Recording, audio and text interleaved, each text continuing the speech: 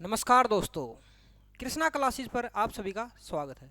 दोस्तों, अब से 15 या फिर 16 दिन के बाद अग्निवीर का एग्ज़ाम है और अग्निवीर एग्ज़ाम के लिए हमने मैथ की मॉक टेस्ट की सीरीज शुरू की है, जिसके अंदर हम रोज़ 10 से 15 क्वेश्चन कराएंगे जो क्वेश्चन प्रीवियस ईयर एग्ज़ाम में आए हैं। तो हमारा जो आज का पहला क्वेश्चन है मॉक टेस्ट का, वो देखिएगा। किसी संख्या के 75% में 75 जोड़ा जाता है तो परिणाम सम संख्या है, तो वह संख्या बताइए। क्वेश्चन क्या है कि किसी संख्या के 75% में 75 को जोड़ दिया जाता है तो संख्या स्वयं प्राप्त होती है। तो कोई भी संख्या दोस्तों खुद का 100% होती है। कितनी होती है? कोई भी संख्या खुद का 100% होती है। तो इसने बोला है कि किसी संख्या के 75% में 75 को जोड़ा जाता है तो वह संख्या स्वयं प्राप्त होती है। यानी इसका मतलब क्या है कि वह पूरी 100% हो जाती है। तो हमने देखा कि भाई इसके अंदर अगर 25% जोड़ देते तो भी 100 हो जाता। तो ये जो 75 है, इसकी वैल्यू 25% के बराबर होगी उस संख्या के। तो 25% की वैल्यू अगर 75 है तो वह संख्या निकालनी है जो कि संख्या 100% होगी खुद का। तो यहां से हम 25% की वैल्यू पता है हमें और 100 की निकालनी है, तो 1% की निकाल लेंगे हम। तो ये गया 3 पे। और निकालना कितने हैं अब? 100 की। अगर मैं इधर भी 100 से गुणा करवा दूं तो ये 100% बन जाएगा। अगर हमने इधर 100 से गुणा किया है तो यहां भी 100 से गुणा करना पड़ेगा। मैथ के अंदर कोई भी चीज़ एक साइड नहीं की जाती। अगर बराबर का निशान है, यहाँ पर 2 से डिवाइड करूँगा तो इधर भी 2 से डिवाइड करना पड़ेगा, इधर 100 से गुणा करूँगा तो इधर भी 100 से गुणा करना पड़ेगा। तो यहाँ पर हमने देखा 100% बन गया और यहाँ पर कितना बन गया? 300। तो हमें देखा 100% की वैल्यू बराबर होगी 300 के। और हमसे क्वेश्चन में पूछा भी यही था कि वह संख्या बताइए, और संख्या अपने आप की 100% होती है। तो वह संख्या दोस्तों कितनी थी? 300। नेक्स्ट क्वेश्चन देखेंगे। नेक्स्ट क्वेश्चन क्या है? एक आयत की लंबाई और चौड़ाई के बीच का अंतर 23 मीटर है। यदि इसका परिमाप 206 मीटर है तो इसका क्षेत्रफल बताइए। आयत के बारे में थोड़ा जान लेते हैं दोस्तों। आयत क्या होता है?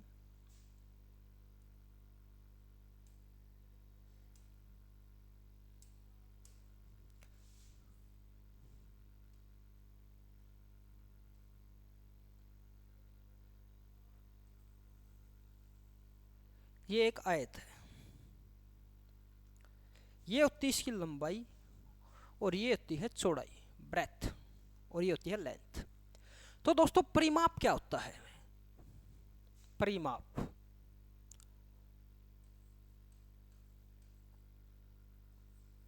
परिमाप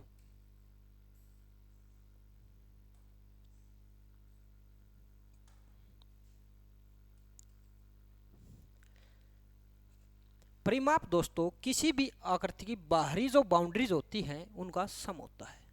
तो यहाँ से हमने देखा इधर से लेकर इधर तक ये एक लेंथ होगी, और जब मैं इधर से इधर तक इसमें ये जोड़ दूंगा तो ये ब्रेथ जुड़ जाएगी। फिर इधर वाली जोड़ूंगा तो फिर से लेंथ को जोड़ना पड़ेगा, और फिर इधर से जोड़ूंगा तो फिर एक ब्रेथ जोड़नी पड़ेगी।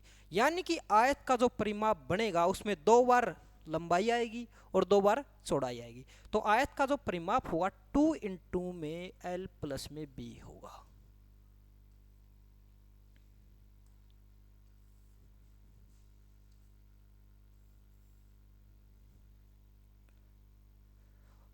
और आयत का क्षेत्रफल,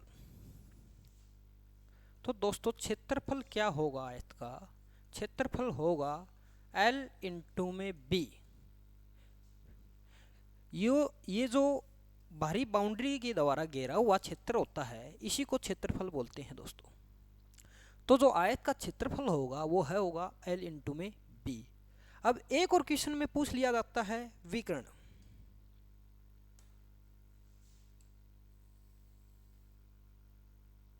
अक्सर ये भी पूछ लिया जाता है एग्जाम के अंदर। तो देखिए दोस्तों, आयत के सभी कोण 90 डिग्री के होते हैं। अगर ये 90 डिग्री का कोण है और ये इसका आधार है और ये इसकी है ऊंचाई, तो ये क्या होगा? कर्ण होगा दोस्तों। और हमें पता है पाइथागोरस थ्योरम के द्वारा अगर कर्ण की लंबाई निकालनी है, कर्ण निकालना है,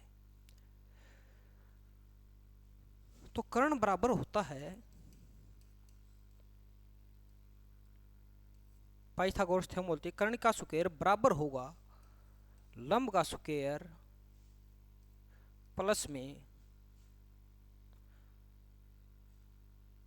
आधार का स्क्वायर।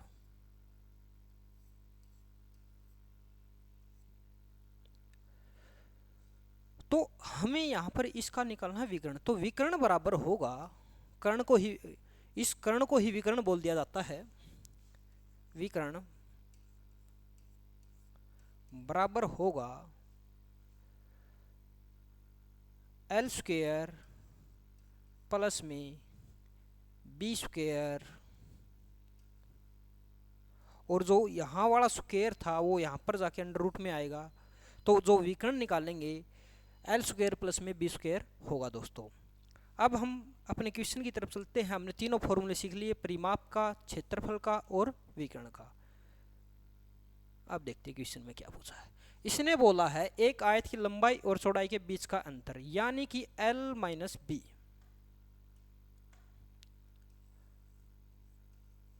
दिया हुआ है 23, और क्या दिया हुआ है, और इसका परिमाप 206 मीटर है, और हमें पता है 2 इंटू में L प्लस बी बराबर है 106।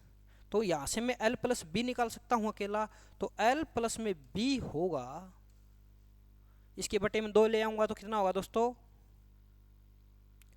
206 दिया हुआ है, मिस्टेक हो है।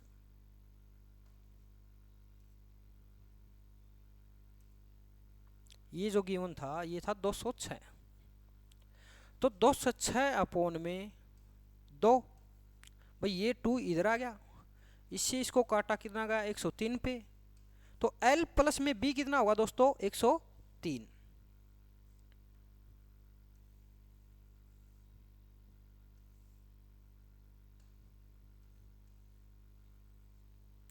अब हमारे पास 2 इक्वेशन है और 2 वेरिएबल। अगर हम इन दोनों को जोड़ लेते हैं, इसको और इसको जोड़ते हैं,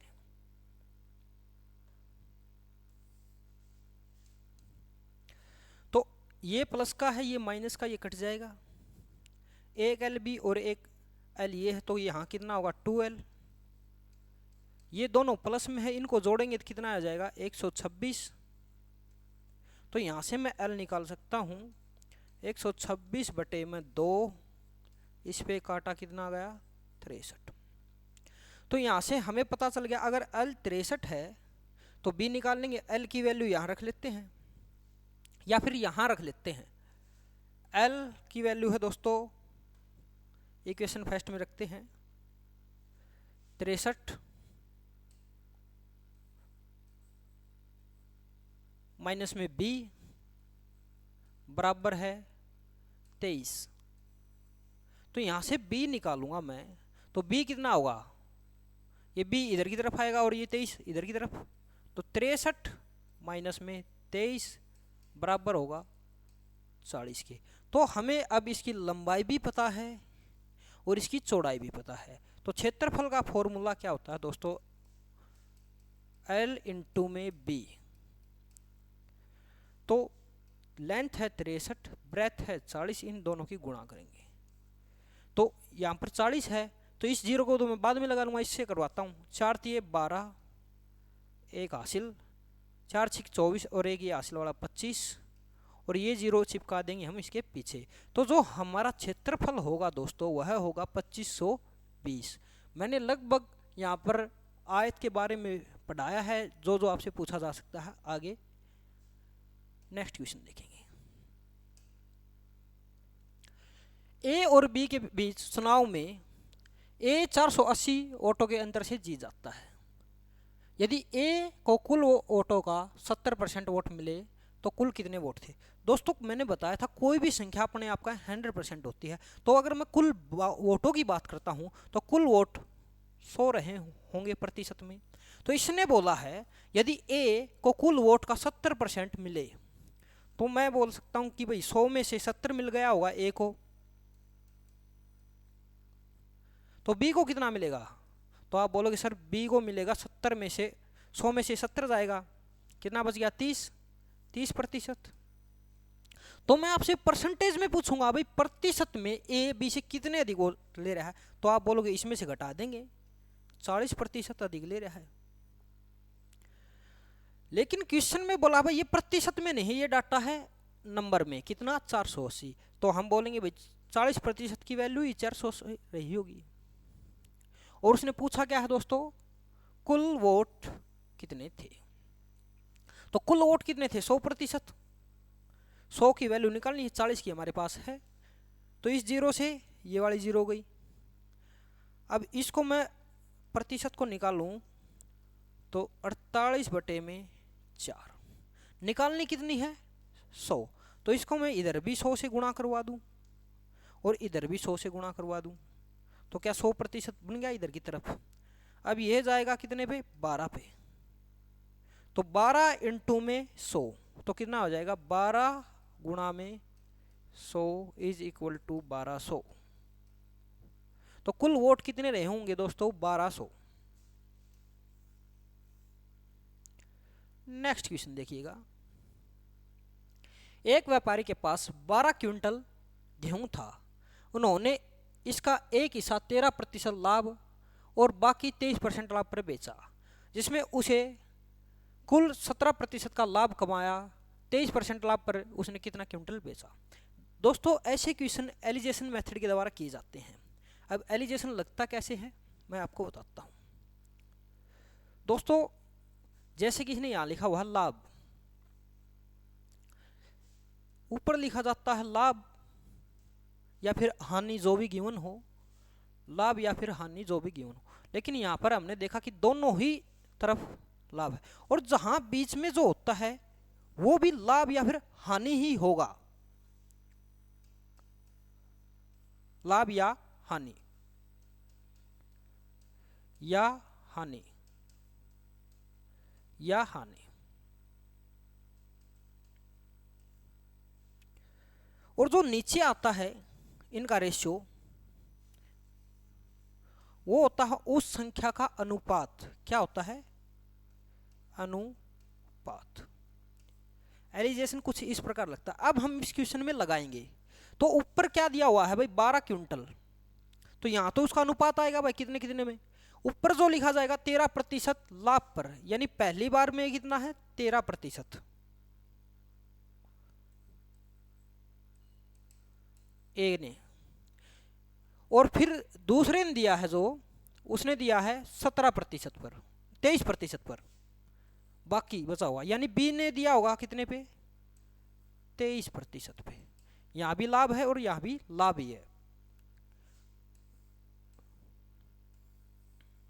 और दोनों भी उसको कितना मिला है, इसने बोला है कि दोनों पर उसको 17% का लाभ मिला, तो कॉमन कितना रहेगा 17, और ये भी है दोस्तों लाभ ही।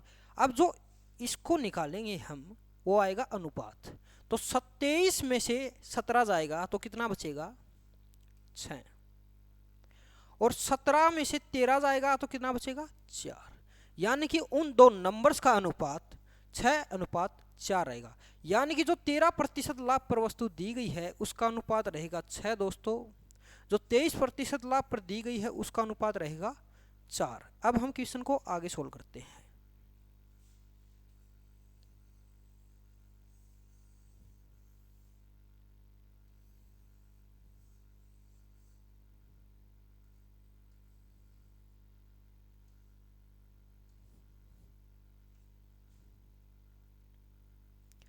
तो हमें पता है कि 13% पर जो वस्तु दी गई वो 6 है, 23 पर दी गई है 4 है, कुल कितनी है 10 है, दोनों का सम, और 10 की वैल्यू सवाल में दी हुई है 12 क्विंटल।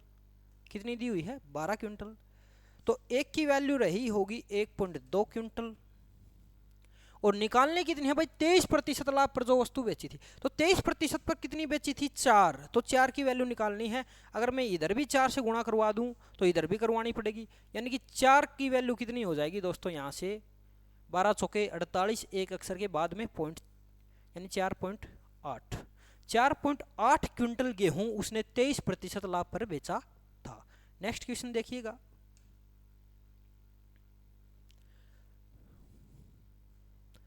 एक टैंक में 210 लीटर तेल डाला गया और यह अभी भी 30% खाली है, यानी टैंक कितने भी लीटर का हो अपने आप में तो वह पूरा 100% ही होगा। तो ये एक टैंक है, ये एक टैंक है, तो यह कितना प्रतिशत रहा होगा 100%। तो इसने बोला कि भाई इसके अंदर जब 210 लीटर तेल डाल दिया गया, ये डाल दिया हमने तेल, ये लगभग इतना भर चुका है दोस्तों। परसेंटेज में बात करूं तो ये इसके अंदर हमने 70% डाल दिया, तो कितना बाकी रहेगा 30% बाकी रहेगा। कितना बाकी रहेगा दोस्तों 30%। इसने बोला भाई 30% खाली है तो 70% भर दिया होगा। इसने बोला कि जो भरा है उसकी वैल्यू 210 लीटर है, 210 लीटर, यानी कि 70% की वैल्यू ही 210 रही होगी। और इसने फिर पूछ लिया हमसे कि भाई कितना तेल और डाला जाना चाहिए कि टैंक पूरा हो जाए। तो टैंक को फुल करने के लिए हमें 30% तेल डालना होगा। 70 की वैल्यू है हमारे पास, 30 की निकालनी है। तो 70% बराबर है 210। तो प्रतिशत में बात करूं मैं 1% की, तो कितना होगा 210 अपॉन में 70, ये कितने पे गया 3 पे गया। तो 1% की वैल्यू कितनी है दोस्तों 3, और निकालनी कितनी है हमें 30% की वैल्यू। तो 30 की कितनी होगी, अगर मैं इधर भी 30 से गुणा करवा दूं तो ये कितना बन जाएगा 30%, तो इधर भी करवानी पड़ेगी। तो 30 दिया 90, तो यानी 30% की वैल्यू कितनी हो जाएगी 90। अगर 90 लीटर तेल और डाल दिया जाए तो यह टैंक कंप्लीट भर जाएगा दोस्तों। तो ये हमारा क्वेश्चन यहाँ पर कंप्लीट होता है। अब नेक्स्ट क्वेश्चन देखते हैं। नेक्स्ट क्वेश्चन क्या है, 4 अंकों की सबसे बड़ी संख्या क्या है जो 15, 25 और 35 में से प्रत्येक द्वारा विभाजित करने योग्य हो। भाई 4 अंकों का बड़े से बड़ा ऐसा कौन सा नंबर है जो 15 से भी विभाजित होगा, 25 से भी और 35 से भी। तो इसके लिए हमें इन तीनों का एलसीएम निकालना पड़ेगा सबसे पहले। तो इनका एलसीएम निकालते हैं 15, 25 और 35 का। तो इसको हम 5 पे डिवाइड करेंगे, 5 या 15, 5 पंजू 25, 5 सत्ता 35। अब इसके अंदर कोई भी नंबर कॉमन नहीं है तो इनकी गुणा करवा लेते हैं, 5 या 15 और 5 सत्ता 35। 15 इंटू में 35 इज इक्वल टू 525। तो इसका एलसीएम दोस्तों 525 होगा, यानी कि 4 अंकों का वह नंबर 525 से डिवाइड होगा जो इन तीनों नंबर से डिवाइड होगा। तो हमें पता है कि 4 नंबर को सबसे बड़ी संख्या वो तो हम निकाल ही सकते हैं। भाई 4 अंकों की सबसे बड़ी संख्या तो ये रही होगी। अब हम इसको उस नंबर से डिवाइड करेंगे जो इनका एलसीएम है। किससे करेंगे 525 से। अब ये पहले 3 डिजिट है तो 3 डिजिट चेक करते हैं। यहाँ से हमें पता चली एक पेज आएगी 525। कितना बच गया, 9 में से 5 गया 4, 9 में से 2 गया 7, 9 में से 5 गया 4, 475 बचा। अब ये ऊपर से आया 9, यहाँ पर हमको 525 को 47 49, यहाँ पर देखते हैं हम कितने पे जाएगा। ये लगभग अगर मैं इसको अलग अलग लिखना चाहूँ 500 प्लस 25 तो ये लगभग 4500 के आसपास है। अगर मैं इसको 9 से मल्टीप्लाई करवा दूँ तो ये 4500, और प्लस में इसको 9 से करवाऊँ तो ये कितना 225, कितना होगा भाई 4725। अगर मैं 525 को 9 से मल्टीप्लाई करवाता हूँ तो 4725 आता है। क्या इससे छोटा है? हाँ भाई इससे छोटा है, तो ये 9 पे जाएगा। और इसके करीब भी है 4725। कितना बच गया? 9 में से 5 गया 4, 4 में से 2 गया 2, और ये तो कट जाएगा। तो अब ये जो 24 शेषफल बचा है, अगर इसको हम 4 अंकों की सबसे बड़ी संख्या में से घटा दें तो वह संख्या प्राप्त हो जाएगी दोस्तों हमें, जो हमें निकालनी थी।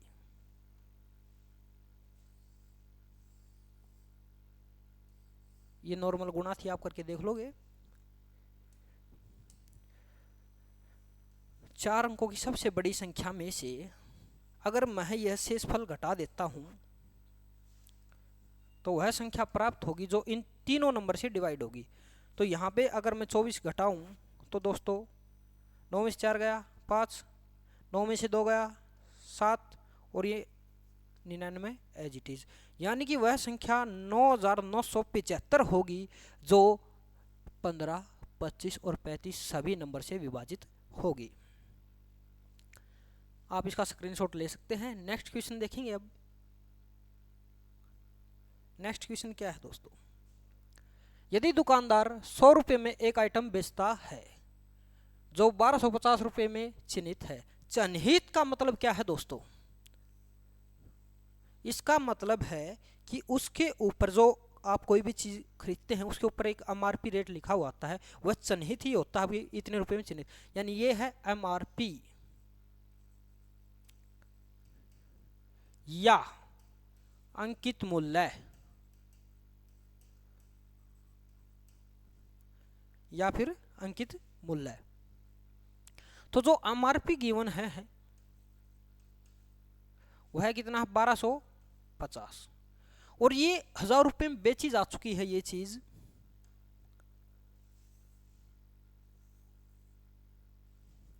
ये चीज 1000 रुपये में बेची जा चुकी है, तो इसका एसपी कितना होगा दोस्तों? 1000। तो इसने इस पे कितने रुपए की छूट दी होगी? अगर मैं रुपए में बात करूं तो छूट कितने की होगी? डिस्काउंट आप बोलोगे सर 250 रुपए का। अब इसने आपसे पूछा है तो वह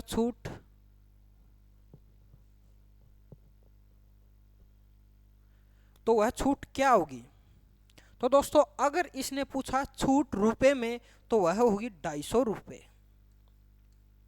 या फिर आपसे वह पूछ सकता है कि वह छूट प्रतिशत में कितनी होगी,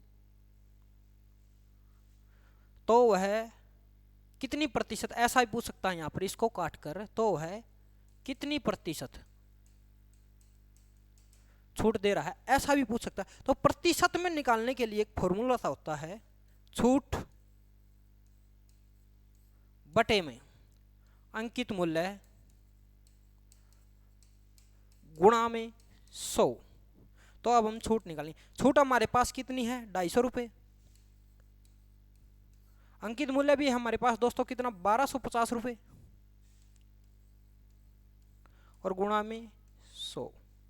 तो एक 0 से 0 गई, 25 पंजा 125 होता है, 5 पे का।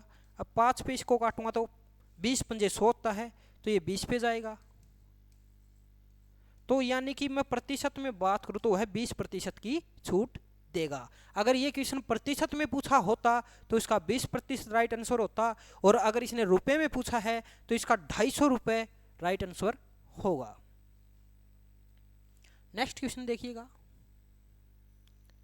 एक निश्चित धनराशि को 3 भागों में 11, 8 व 5 के अनुपात में विभाजित किया जाता है। यदि तीसरा भाग 530 रुपये है तो अन्य दो भागों का योग कितना होगा?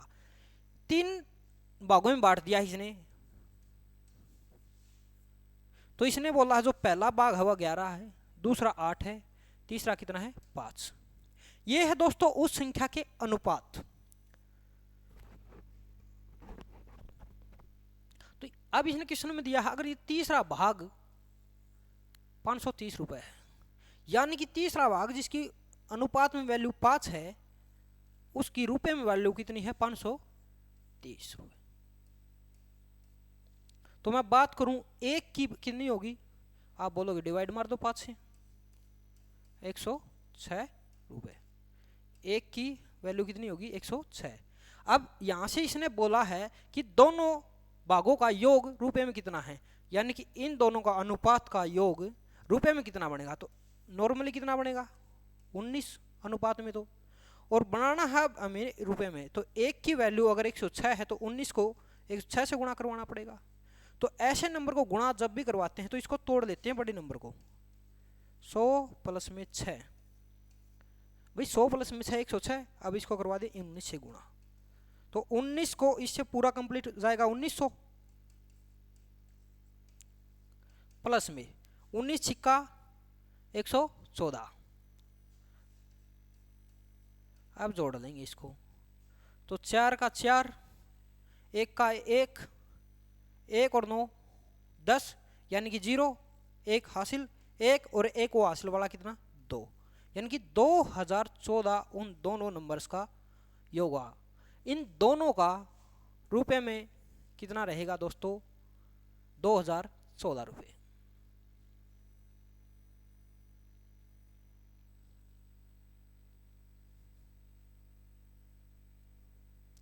x और y की आयु 6:5 के अनुपात में है और उनकी कुल उम्र 44 वर्ष है, तो 8 वर्ष बाद उनकी आयु का अनुपात।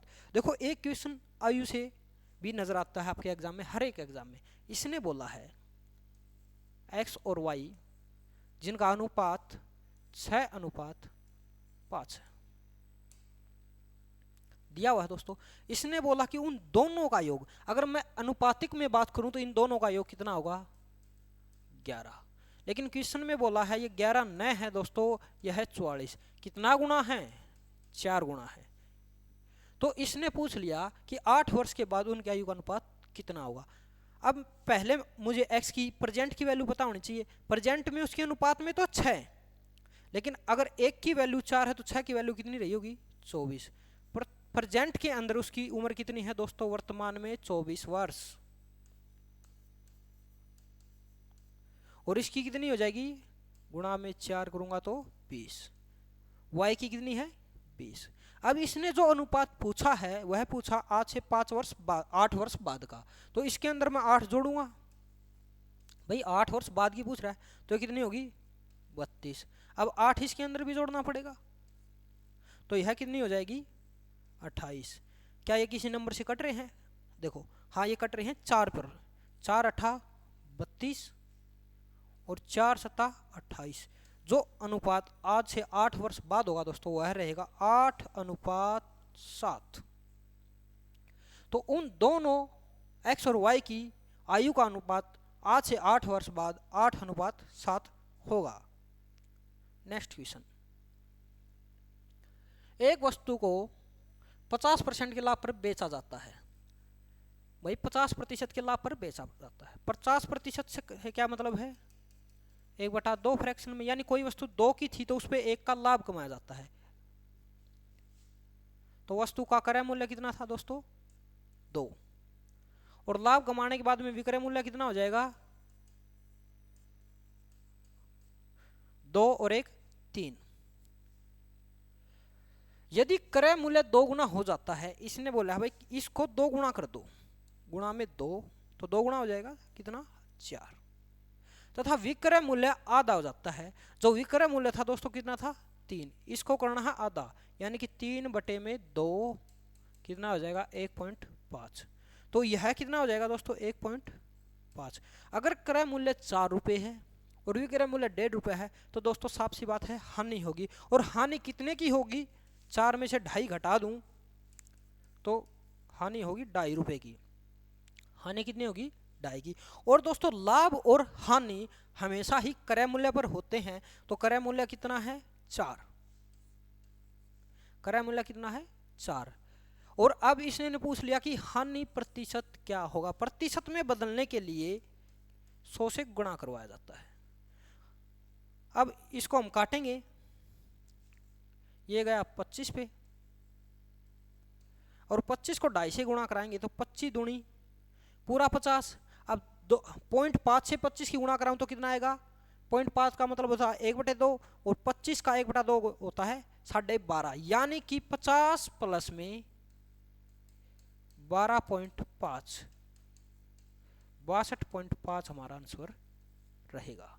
तो दोस्तों आज के मॉक के ये लगभग 12-13 क्वेश्चन थे, हमने करवाए। अगर आपको वीडियो अच्छी लगी तो चैनल को लाइक शेयर सब्सक्राइब जरूर करें। धन्यवाद।